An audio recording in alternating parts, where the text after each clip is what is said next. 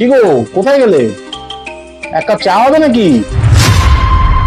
এই শোনো, আজ থেকে নিজের চা নিজে বানিয়ে নেবে, বুঝলে? যা বাবা, কি হলো আবার? শুনলাম পাশের বাড়ির গোদা নাকি তার বউকে সোনার হার বানিয়ে দিয়েছে।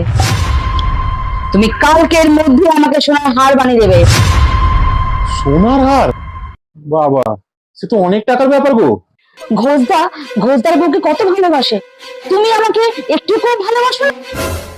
আরে ওর বউকে তো এমনিই বাজে দেখতে, তাই সোনা দানা পরে সুন্দরী হতে হয়। তুমি তো আমার এমনি সুন্দরী, সোনার টুকরো বউ, তোমাকে আবার সুন্দরী দেখার জন্য আলাদা সোনা দানা পড়তে হবে নাকি? যা, তুমি না। আচ্ছা, চায়ের সাথে কি খাবে বলো? কয়েকটা তেল ভাজা বানিয়ে আনি।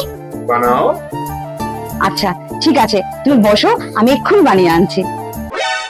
উফ, যাক বাবা, অনেক টাকা বেঁচে গেল।